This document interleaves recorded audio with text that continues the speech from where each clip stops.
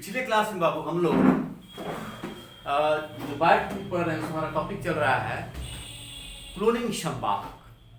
तो क्लोनिंग संवाहक का क्या खास विशेषता हम लोग ने देखा है, और क्लोनिंग संवाहक टॉपिक में ही हम लोग लास्ट में देखे थे कि पौधे एवं जंतुओं में या पौधे एवं जंतु कोशिका में क्लोनिंग हेतु संवाहक क्या होते हैं। तो ये हम लोग देखे हैं। उस पिछले क्लास में हमने चर्चा किया था कि एग्रोबैक्टीरियम टिमिफिशियंस नामक खास जीवाणु कि प्लाज्मिक डीएनए के हेल्प से हम डिजायर्ड जीन या वांछित जीन पौधा कोशिका में भेज सकते हैं। यानी कि एग्रोबैक्टीरियम टिमिफिशियंस जो जीवाणु है उसका टीआई प्लाज्मिड या प्लाज्मिक डीएनए क्लोनिंग संवाहक का काम करता है पौधा में, और उसी तरह से जंतु कोशिका में बाहरी जीन भेजना हो तो रिट्रोवायरस काम करता है संवाहक के रूप में। ठीक है, कह रहा है इन सब के अलावा कुछ और भी मेथड्स हैं जिनके हेल्प से हम बाहरी जीन को जंतु कोशिका और पौधा कोशिका में ट्रांसफर कर सकते हैं, भेज सकते हैं। जैसे एक विधि है सूक्ष्म अंतःक्षेपण। क्या है विधि? सूक्ष्म अंतःक्षेपण।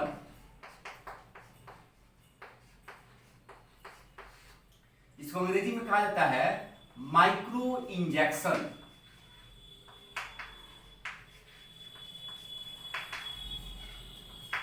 ये आपके ऑब्जेक्टिव प्रश्न में भी पूछे गए हैं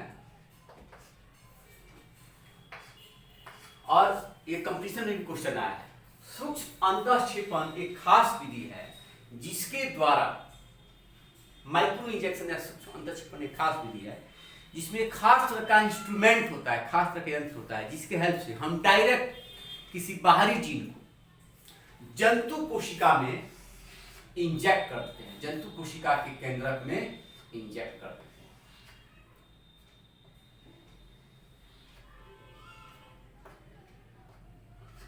मान लो कि ये जंतु कोशिका है तो इसका क्या है? प्लाज्मा मेम्ब्रेन हो गया या सेल मेम्ब्रेन, कोशिका झिल्ली हो गया। तो ये मतलब प्राइम मिनिस्टर नहीं, प्लाज्मा मेम्ब्रेन। इसको क्या कहते हैं? पीएम या सीएम। चीफ मिनिस्टर और प्राइम मिनिस्टर मत समझिएगा। सीएम मतलब सेल मेम्ब्रेन, कोशिका झिल्ली, प्लाज्मा मतलब प्लाज्मा मेम्ब्रेन। और ये आपका हो गया क्या?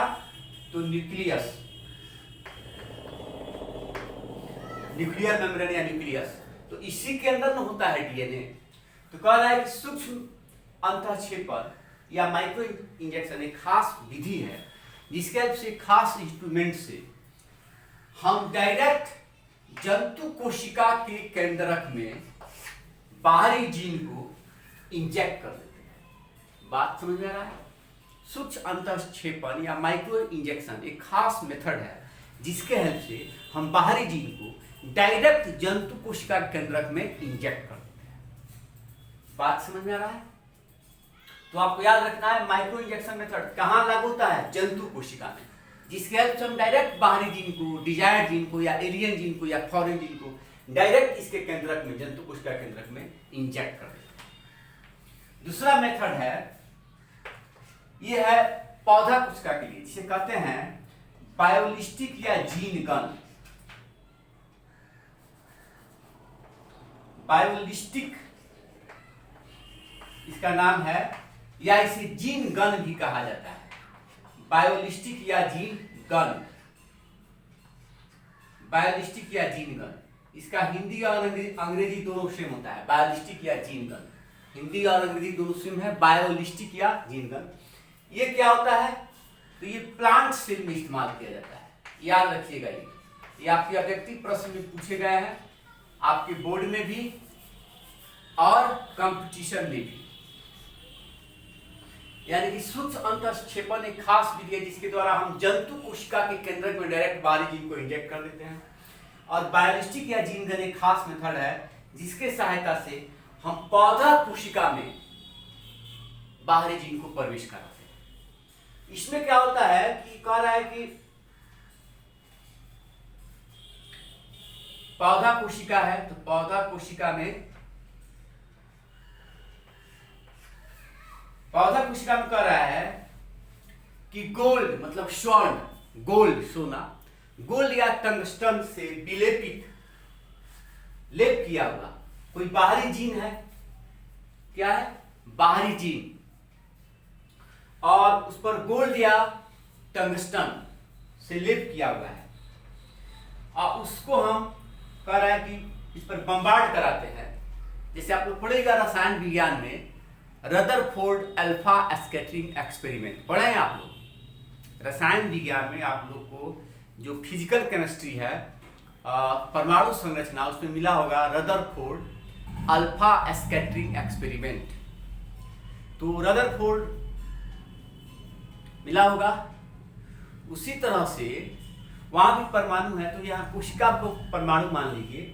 तो उसी तरह से बाहरी जीन को हम डीएनए बाहरी जीन को माने गोल्ड या टंगस्टन के साथ विलेप कर देते हैं, और वहां क्या कहा जाता है, बम्बार्ड कराया जाता है, और वो जीन चला जाता है अंदर। ठीक वैसे ही जैसे आप वो पढ़िएगा रदरफोर्ड अल्फा स्कैटरिंग एक्सपेरिमेंट। इसमें क्या हुआ था कि एक्सरे गया था ना, या हीलियम टंगस्टन के पर परमाणु पर क्या हीलियम से किया गया था बम्बार्ड, या क्या कराया गया था, तो क्या हमको याद अभी नहीं आ रहा, आप लोग देखिएगा। उसी तरह से आप कुछ नहीं याद रखना है। बायोलॉजी या जीन गन एक खास विधि है जिसके द्वारा पौधा कुछ का याद रखना है। हम बाहरी जीन को भेजते हैं, उसके हम क्या करते हैं कि बाहरी जीन को गोल्ड या टंगस्टन के साथ उसका माने वो विलेपित कर देते हैं, और उसको बम्बार्ड करा करके, मतलब वो क्या कहेंगे आप उसको, इसको स्वर्ण या टंगस्टन के साथ लेपित कर दिया गया और बम्बार्ड कराया जाता है, तो बाहरी जीन अंदर चला जाता है। तो ये मेथड हुआ। हम लोग जो पढ़ रहे थे कि जो भी पदार्थ क्लोनिंग संवाहक के रूप में काम करता है उसमें कुछ खास विशेषता होती है, ये हमारा टॉपिक चल रहा था। तो ये टॉपिक इस तरह से खत्म, यह टॉपिक इस तरह से खत्म। यानी कि क्लोनिंग संवाहक क्या है हमने जाना, क्लोनिंग संवाहक का अर्थ क्या होता है हमने जाना, उसकी क्या खास विशेषता है इसको हमने बारीकी से पढ़ लिया।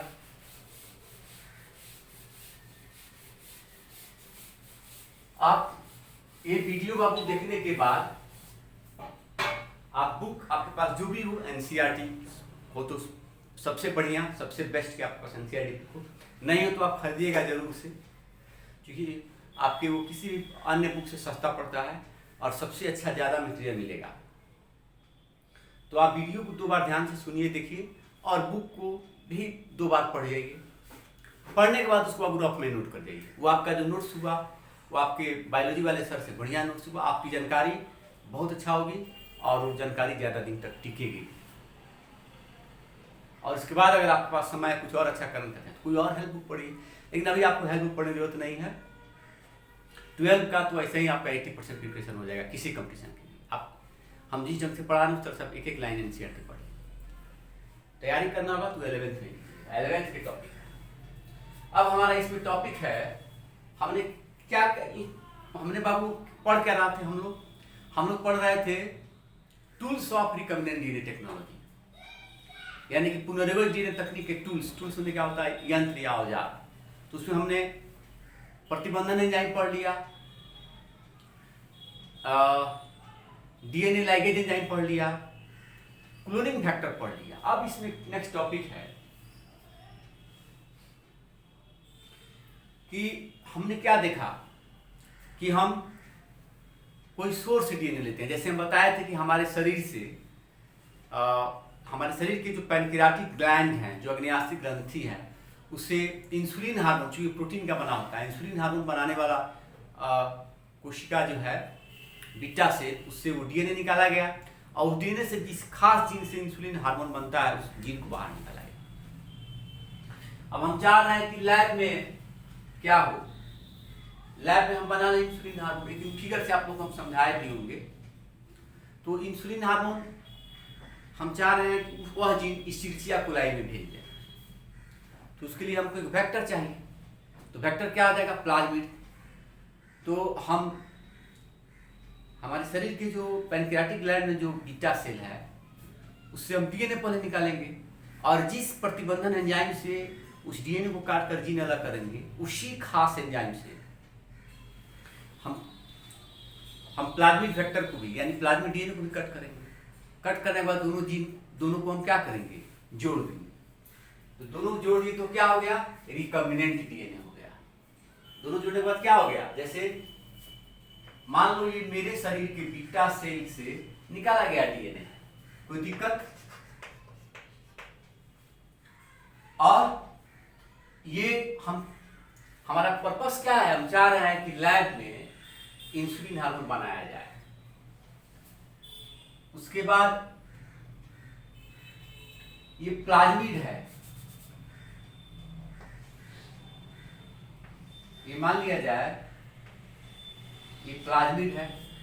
ये प्लाज्मिड कहां से निकाला गया, इस्चेरिचिया कोलाई नामक जीवाणु से। अब कह रहा है कि यह जीन है खास, यही खास जीन है जो इंसुलिन नामक प्रोटीन बनाता है।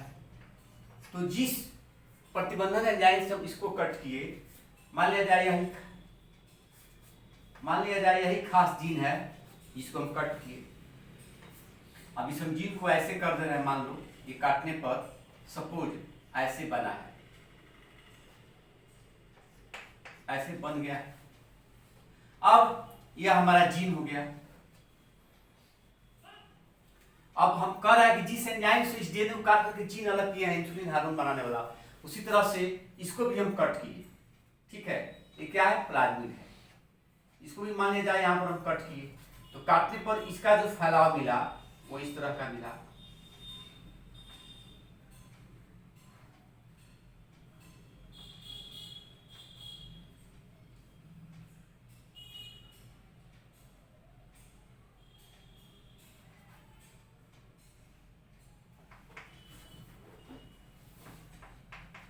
इस तरह का मिला ये काटने पर।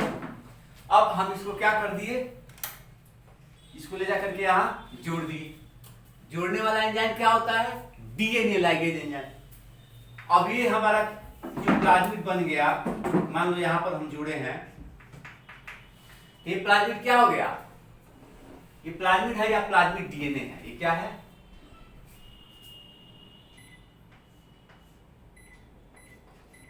ये प्लाज्मिड कहते हैं इसको, या प्लाज्मिड डीएनए भी कहा जाता है। इसे प्लाज्मिड या प्लाज्मिड डीएनए कहा जाता है। तो ये प्लाज्मिड या प्लाज्मिड डीएनए, ठीक है। जिस एंजाइम से इसको कट किए उसी एंजाइम से इसको कट किए, इसको कहेंगे वेक्टर। क्या कहेंगे इसको, वेक्टर। वेक्टर डीएनए इसको कहेंगे, संवाहक डीएनए। और इसे क्या कहेंगे, सोर्स डीएनए। इसको कहेंगे सोर्स डीएनए, इसको कहेंगे वेक्टर डीएनए। अब ये हमारा फाइनली बना क्या, रिकॉम्बिनेंट डीएनए। इसे क्या कहते हैं, पुनर्युगज डीएनए। काहे पुनर्युगज डीएनए कहेंगे, ये पुनर्युगज डीएनए नहीं था, ये पुनर्युगज डीएनए हो गया। काहे, इसके साथ बाहरी जीन जोड़ दिए। ये जो जीन जोड़े हैं वो तो मेरे शरीर का है, वो इकोलाई का थोड़े है। अब हमको इस रिकॉम्बिनेंट डीएनए को बना तो लिए रिकॉम्बिनेंट डीएनए, अब इसको कहां भेजना है, ये रिकॉम्बिनेंट डीएनए हो गया। अब हम इसको भेजेंगे कहां, तो ई कोलाई सेल में। ई कोलाई सेल में भेजेंगे ना, इस्चेरिचिया कोलाई सेल में भेजेंगे। अब इस्चेरिचिया कोलाई भी सेल में जाएगा। अब ई कोलाई, आप जानते हैं कि पढ़े हुए कि 20 मिनट अपना संख्या डबल कर लेता है। अब जैसे जैसे अब इसको प्लाज्मिड को इसमें भेजना है तो ये जाएगा, जैसे जैसे इसका फोटोकॉपी बनेगा वैसे वैसे इस जीन का भी, जितना ये संख्या बढ़ाएगा उतना इस जीन का भी संख्या बढ़ेगा, उतना ज्यादा प्रोटीन मिलेगा। फिर उस प्रोटीन को हम बाहर निकाल लेंगे। यही होता है हमारा रिकॉम्बिनेंट डीएनए टेक्नोलॉजी।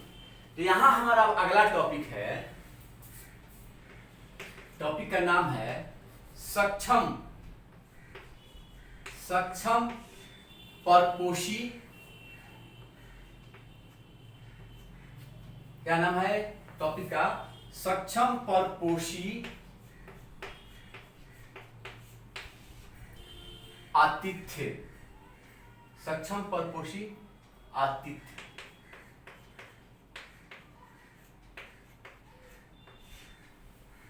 हमारा हेडिंग क्या है, सक्षम परपोषी आतिथ्य।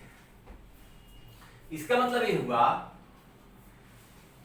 ये जो हमारा रिकम्बिनेंट डीएनए तैयार हुआ, पुनर्निर्भर डीएनए तैयार हुआ, इसके लिए हमें एक परपोषी चाहिए, होस्ट सेल चाहिए। क्योंकि ऐसा प्लाज्मिक जीवाणु में होता थोड़े है, नहीं होता है। तो हमको एक ऐसा परपोषी कोशिका चाहिए या परपोषी चाहिए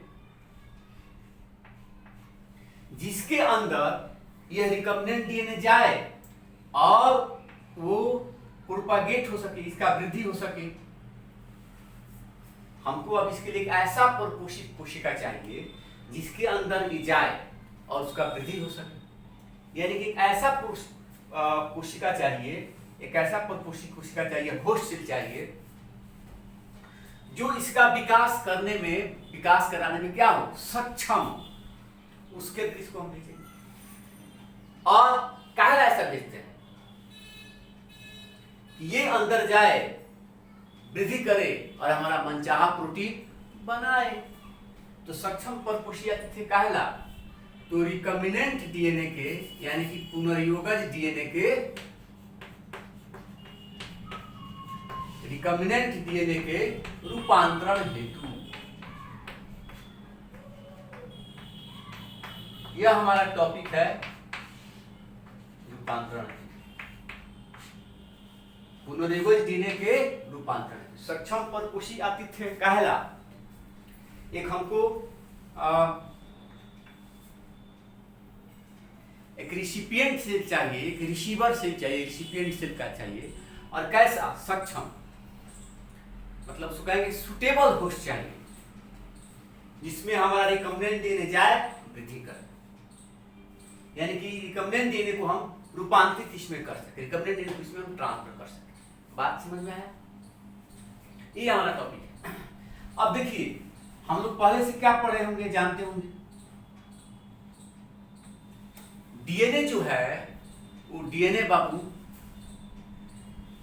हाइड्रोफिलिक होता है कि हाइड्रोफोबिक होता है?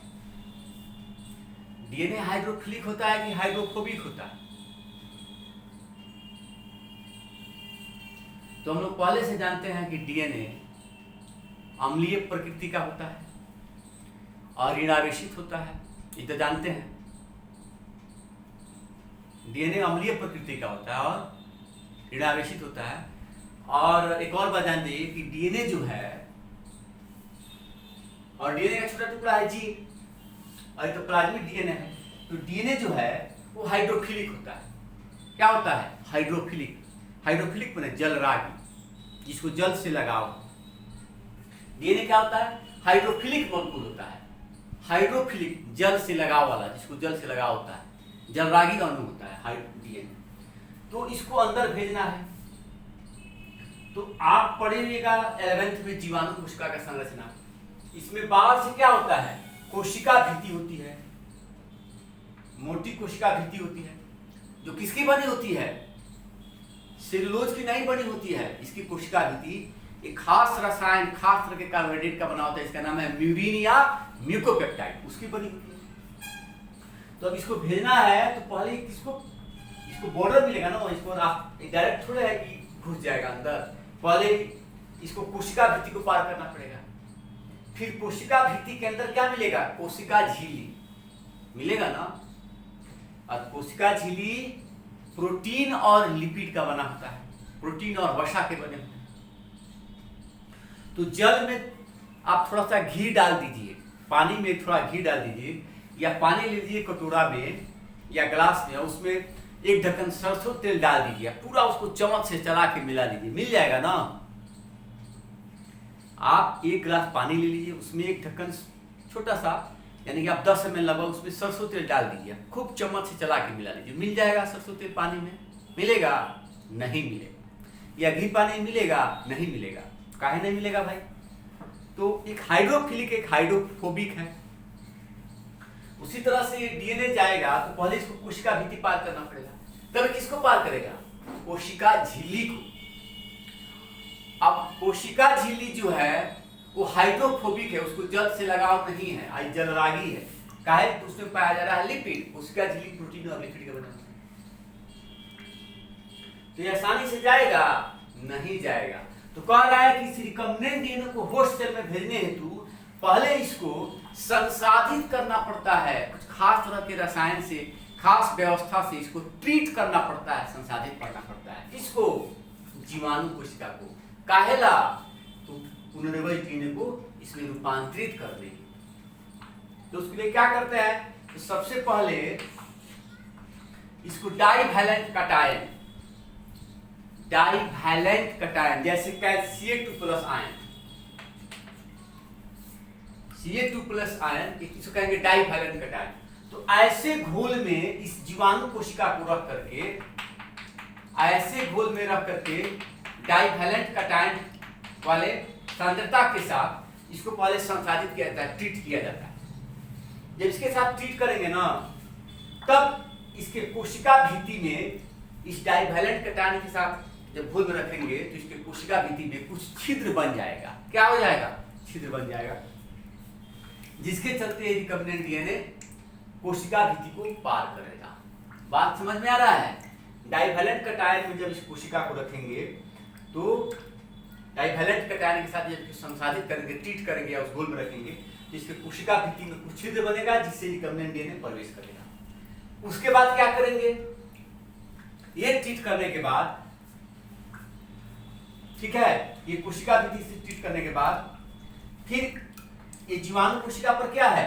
मान लिया जाए यहां पर ये प्लाज्मिड रखा हुआ है, प्लाज्मिड रखा हुआ है यहां पर, और यहां हम डाइवैलेंट कटायन के साथ इसको ट्रीट कर रहे हैं।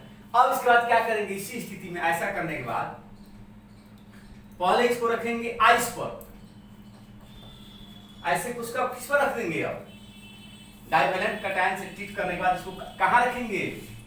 इस कोशिका को अब रख रहे हैं कहां पर? आइस पर। आइस बने बर्फ, इसको आइस पर रख देंगे। इसी स्थिति में आइस पर रखने के बाद फिर इसको पहले रखती है आइस पर, अब फिर इसको रखेंगे 42 डिग्री सेल्सियस टेम्परेचर पर। अब यहां से हटा के फिर क्या करेंगे?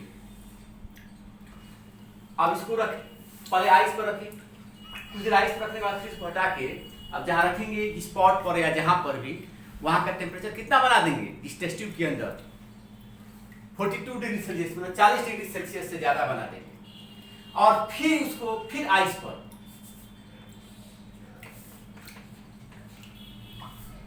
फिर आइस पर, पहले आइस पर, फिर 42 डिग्री सेल्सियस टेम्परेचर पर, फिर आइस पर।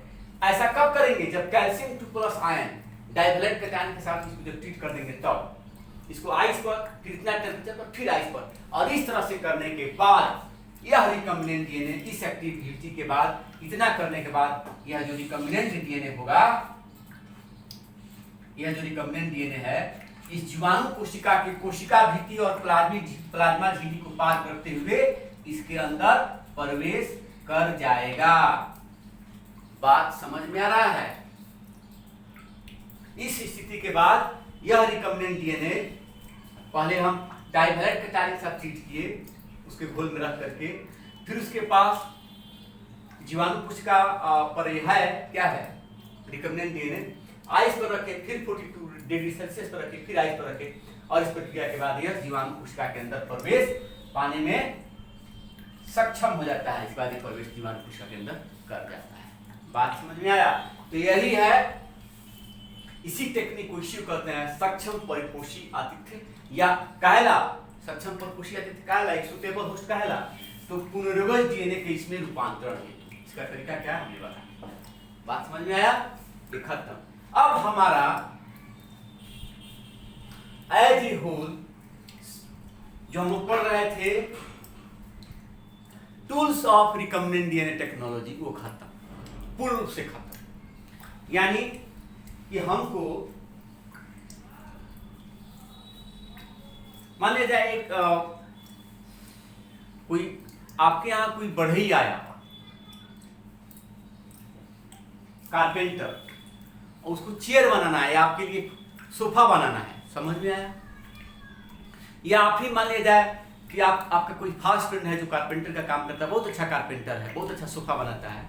आप लॉकडाउन में घर पर हैं, मान लिया जाए पढ़ाई के साथ आप कुछ सीखना चाहते हैं, तो पता है ना कारपेंट्री सिखाई जाती है। जैसे पहले आपके यहाँ जो कुमारबाग स्कूल है, +2 स्कूल, उस कुमारबाग स्कूल में जैसे आप लोग ITI का नाम सुने हैं, तो ITI में प्लम्बरिंग, कारपेंटरिंग ये सब सिखाया जाता है, डिप्लोमा कोर्स होता है।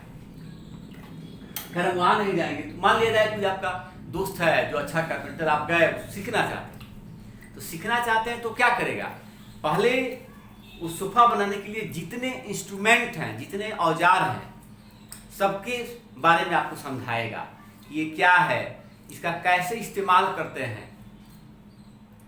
ऐसा नहीं कि कोई आपको नेल ठोकना हो और हाथे में आप ठोक लें, चलाना कहीं और है, कहीं और चला दे, लकड़ी काटना हो कुछ और चीज़ काट दें, या जहाँ जिस डायरेक्शन में काटना हो डायरेक्शन तो नहीं काट पाए। तो आप अगर आप सीखना चाहते हैं सोफा बनाना, तो पहले आपका मित्र क्या करेगा, जितने टूल्स हैं उसके बारे में बताएगा, समझाएगा, वो कैसे काम करता है, उससे कैसे काम लिया जाता है, कैसे काटा जाता है, कैसे लाया जाता है, समझा देगा। और जब हर बात बारीकी से समझ लिए, हर औजार के बारे में हर चीज़ कर लिए, तब आप क्या कीजिएगा, अब आपको कहेंगे ठीक है, अब आप एक सोफा बनाइए, हमको एक ऑर्डर मिला है, वो सोफा आप ही बनाइए, आप ही के बनाया द्वारा हम ऑर्डर मैंने उसको हम बेचेंगे बनवा के, आप ही से बनवाएंगे। तो उसी तरह से अब सारा प्रोसेस आपने समझ लिया, सारे टूल्स के बारे में आपने जान लिया। अब आपको करना क्या है, अब आपको लैब में जाके, अपने लैब में जाकर के रिकम्बिनेंट DNA टेक्नोलॉजी के मदद से, यानी कि आनुवांशिक अभियांत्रिकी या पुनर्युगज DNA तकनीक या जेनेटिक इंजीनियरिंग की मदद से अब आप लैब में आप जाइए, आप सब कुछ सीख लिए हैं और आप अपना मनचाहा प्रोटीन या मनचाहा प्रोडक्ट, जैसे आप एंजाइम बनाना चाहते हैं, कोई खास प्रोटीन बनाना चाहते हैं, कोई खास हार्मोन बनाना चाहते हैं, या कोई खास वैक्सीन बनाना चाहते हैं, तो आप जाइए लैब में, सारा चीज़ सीख लिए और बनाइए। बात समझ में आया? तो अब हम लोग का टॉपिक शुरू होता है इसके बाद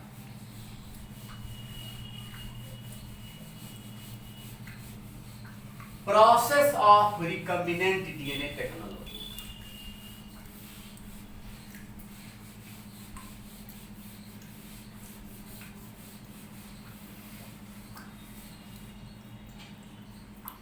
अब इस चैप्टर का लास्ट टॉपिक क्या है हमारा, प्रोसेस ऑफ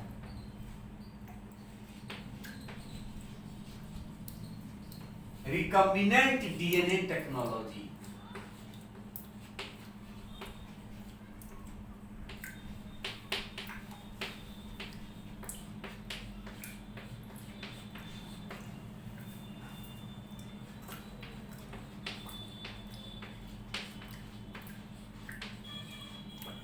यही हमारा टॉपिक है, process of recombinant DNA technology, या उसको और क्या कहा जा सकता है, प्रोसेस ऑफ जेनेटिक इंजीनियरिंग। मतलब हम इसे प्रोसेस ऑफ जेनेटिक इंजीनियरिंग भी कह सकते हैं। हिंदी में क्या कहेंगे, तो प्रोसेस में क्या होता है, प्रक्रम। इसका हिंदी क्या होगा, एक हिंदी होगा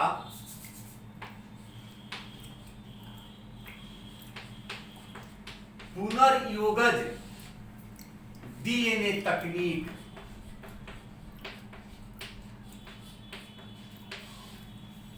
पुनर्योगज DNA तकनीक, रिकम्बिनेंट DNA टेक्नोलॉजी या पुनर्योगज DNA तकनीक को क्या कहता है, जेनेटिक इंजीनियरिंग। इसी बात को क्या कहते हैं, जेनेटिक इंजीनियरिंग या आनुवांशिक अभियांत्रिकी के प्रक्रम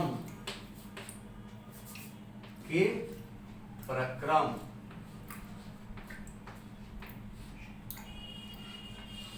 यही आपका टॉपिक पढ़ना है,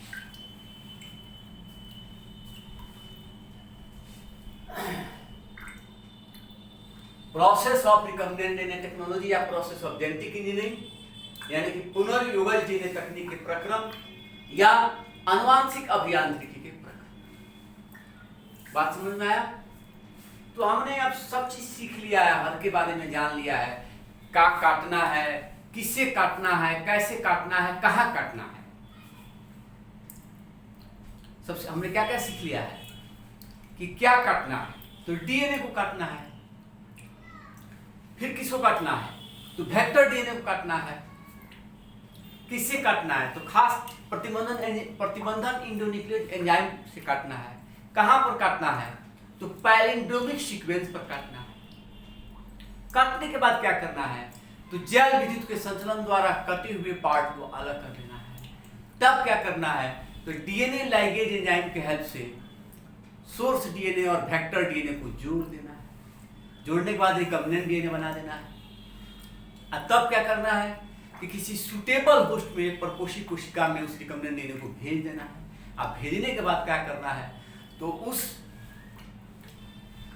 परपोषी कोशिका में उस खास जीन का वृद्धि कराना है और अपना वांछित उत्पाद या वांछित प्रोटीन प्राप्त कर लेना। यही तो करना है, यही हमारा प्रक्रम है। तो इस प्रक्रम को में हम क्या करेंगे, सबसे पहले हमको क्या चाहिए, सबसे पहले इस प्रक्रम में हम ऐसे लिखेंगे, इसमें हम क्या करते हैं, मान लो हम बात कर रहे हैं हमारे शरीर से इंसुलिन बनाने वाला, जिस कोशिका की मदद से इंसुलिन बनता है, जिस कोशिका में जो डीएनए उसमें से इंसुलिन बनता है, वो कोशिका निकाले। तो कोशिका से सबसे पहले हमको क्या चाहिए, डीएनए चाहिए, तब वो उस डीएनए को काट कर जीन निकालेंगे। तो पहला हमारा टॉपिक हो जाएगा प्रक्रम में, पहला प्रक्रम क्या हो जाएगा, process isolation of DNA.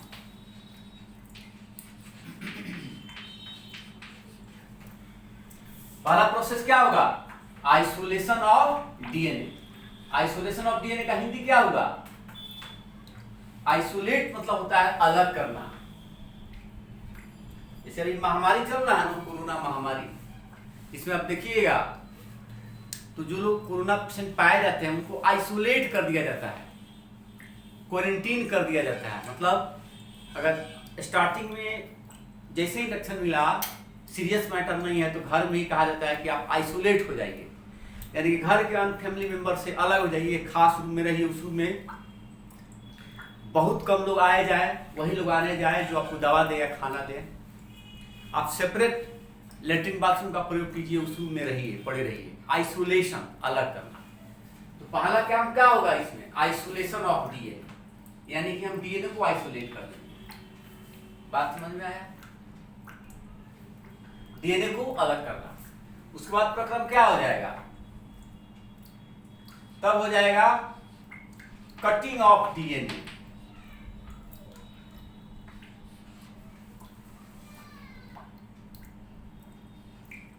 Cutting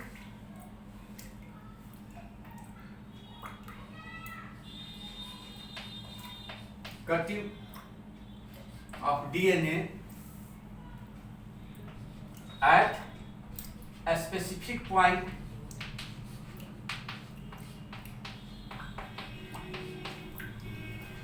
cutting of DNA at a specific point। DNA को कट मैंने काटना, स्पेसिफिक पॉइंट मतलब विशिष्ट स्थान पर डीएनए को काटना। दूसरा काम करेंगे, तीसरा काम क्या करेंगे,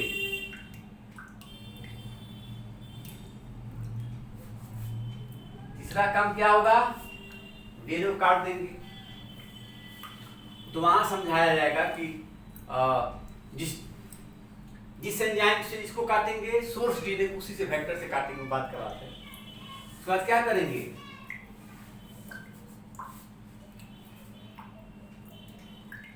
कि टू सेपरेट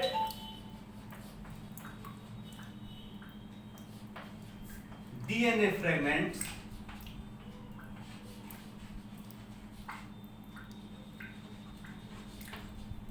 using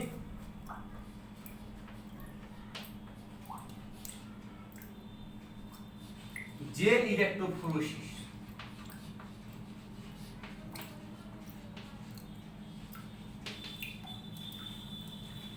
डीएनए को कट कर दिए खास बिंदु पर, खास पॉइंट पर। उसके बाद क्या, to separate DNA fragments. Enzyme के द्वारा जो हम डीएनए कट कर दिए, तो उस डीएनए के तंतु को, डीएनए फ्रेगमेंट में डीएनए तंतु, तो उसको अलग करते हैं एक खास विधि से। विधि का क्या नाम है, जेल इलेक्ट्रोफोरेसिस। तो वही लिखे हैं, to separate DNA fragments using gel electrophoresis. To separate DNA fragments using gel electrophoresis, यानी कि जेल विद्युत के संचलन, जेल विद्युत के संचलन विधि द्वारा डीएनए तंतु को अलग करना, डीएनए तंतु को, डीएनए फ्रेगमेंट को अलग करना। अलग कर देंगे, तब क्या करेंगे,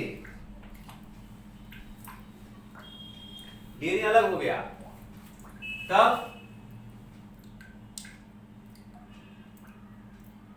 तब होगा ज्वाइनिंग। अब देखिए इतना काम, एक मान लो सोर्स डीएनए है, ये हमारे शरीर से निकला है डीएनए, तो उसके साथ इतना काम किए। उसी तरह से जो वेक्टर डीएनए होगा, जिसके मदद से हम बाहरी कोशिका में उसको भेजेंगे अपने डीएनए को, उसको भी इसी तरह से कट करेंगे और इसी तरह से अलग करेंगे। आगे कह रहा है कि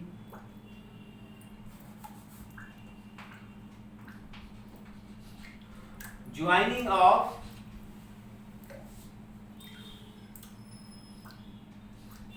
DNA with vector DNA, with vector DNA, joining of DNA with vector DNA with the help of किसके साथ,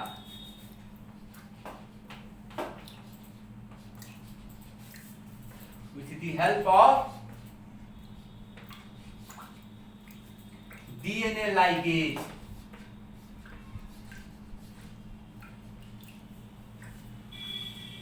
अब डीएनए फ्रेगमेंट को अलग कर लिए, तब क्या करेंगे, ज्वाइनिंग ऑफ डीएनए या DNA fragment with vector DNA with the help of DNA ligase, यानी कि डीएनए लाइगेज एंजाइम की हेल्प से जो हम डीएनए फ्रेगमेंट्स मिला है उसको वेक्टर डीएनए के साथ जोड़ेंगे। ज्वाइनिंग, जोड़ना ऑफ डीएनए या DNA fragments with vector DNA with the help of DNA ligase, ये हमारा अगला प्रक्रम होगा। फिर क्या करेंगे, अब ये जोड़ने पर क्या बन गया जाएगा, जब हम अपने इस डीएनए को वेक्टर डीएनए के साथ जोड़ देंगे तो क्या हो जाएगा, रिकॉम्बिनेंट डीएनए हो गया। तब क्या करेंगे, अगला काम होगा इंजर्शन।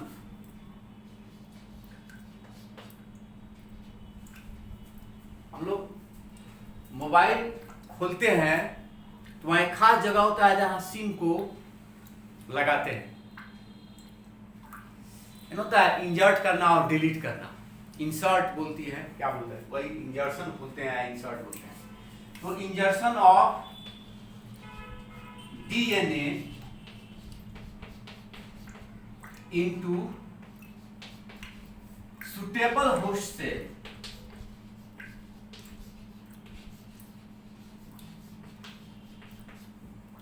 बात समझ में आ रहा है।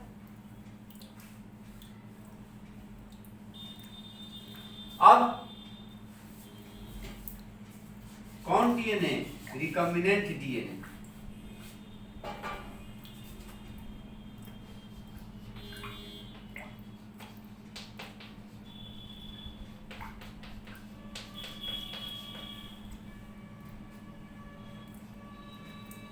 जब जोड़ दिए तो क्या होगा, रिकॉम्बिनेंट डीएनए हो गया।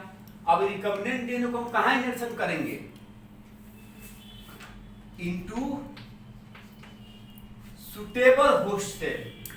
अब हम वेक्टर के साथ डीएनए फ्रेगमेंट जो अलग की उसको जोड़ दिए वेक्टर डीएनए के साथ, तो हो गया रिकॉम्बिनेंट। अब जब रिकॉम्बिनेंट बन गया तो इसको क्या करेंगे, जैसे अभी हम पढ़ा रहे थे कैसे जीवाणु कोशिका में भेजते हैं, तो पहले डाइवैलेट का टायर Ca2+ के साथ संसाधित करेंगे, फिर बर्फ पर रखेंगे, फिर 42 डिग्री पर, फिर बर्फ पर।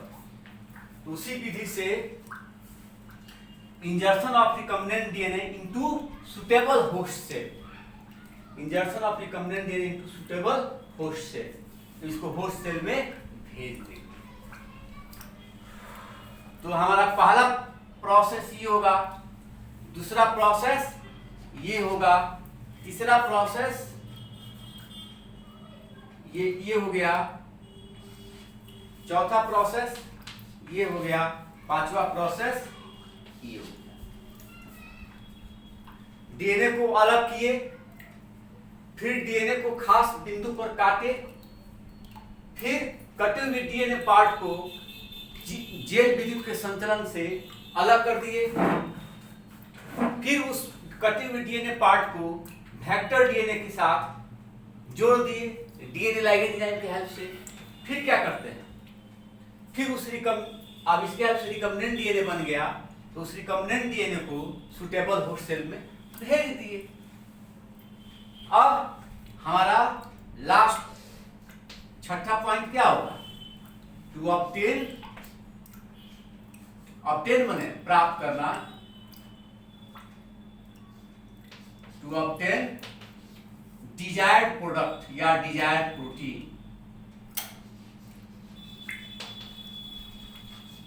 डिजायर्ड प्रोडक्ट ही लिख देते हैं या प्रोटीन, दोनों हम लिख सकते हैं।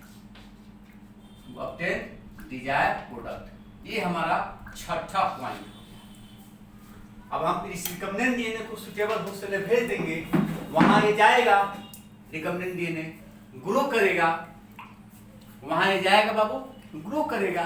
ग्रो करने के बाद जैसे जैसे होस्ट सेल का फोटोकॉपी बनेगा, रिकम्बिनेंट डीएनए का एक फोटोकॉपी बनेगा, बहुत सारा प्रोटीन बनेगा, और उस प्रोटीन की मदद से हम अपना डिजायर्ड प्रोडक्ट, वांछित उत्पाद, डिजायर्ड प्रोडक्ट या वांछित उत्पाद या वांछित प्रोटीन प्राप्त करते हैं। यह हमारा प्रक्रम है इस पूरे डीएनए तकनीक का, पुनर्निर्माण तकनीक का हमारा फुल प्रक्रम है। ठीक है, अब इसी बात को हम लोग इसी हर पॉइंट पर हम लोग चर्चा बस कर लेंगे। यही मेन बाबू याद रखना है आपको, ठीक है, यही मेन आपको याद रखना है। अगर आ जाए 5 नंबर में, ध्यान देना, ये प्रश्न 5 नंबर में आता है कि एक्सप्लेन पुनर्निर्माण तकनीक की व्याख्या करें, या एक्सप्लेन पुनर्निर्माण DNA recombinant DNA technology. 5 number आता है और 5 में 5 नंबर मिलेगा। तुम्हारे पास समय नहीं हो तो खाली तुम इस तरह का मेरे जैसा नक्शा बना दो, और स्टार्टिंग में जो फिगर दिया गया है आपकी बुक में दिया गया होगा, पुनर्निर्माण डीएनए तकनीक के प्रक्रम, एगो दिया होगा इको R1 एंजाइम की मदद से डीएनए को काटना, एगो ही दिया होगा जिसमें आपको स्टिकिंड बनता है, चिपचिपी सिरा, बता रहे हैं समझ में।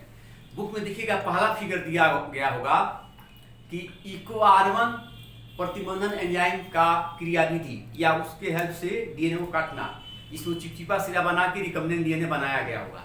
और उसी पेज के जस्ट पीछे दिया गया होगा रिकम्बिनेंट डीएनए पुनर्निर्माण डीएनए तकनीक के प्रक्रम। तो ये आप इतना लिख दीजिए और उस प्रक्रम का फोटो बना दीजिए। अच्छा टीचर आपको 5 में 4 नंबर दे देगा। 1 नंबर कहाँ छूट जाएगा, तो वही 1 नंबर 2 लाइन सबके बारे में लिखना पड़ेगा। और इसी अब हम लोग अगले क्लास में इसी 6 पॉइंट को डील कर लेंगे। हमारा यह चैप्टर खत्म। आपसे बाबू रिक्वेस्ट है आप इस पॉइंट को बुक से पढ़ के समझ के रखे रहिएगा। हम आगे पढ़ाएंगे, बिल्कुल समझ में आ जाएगा।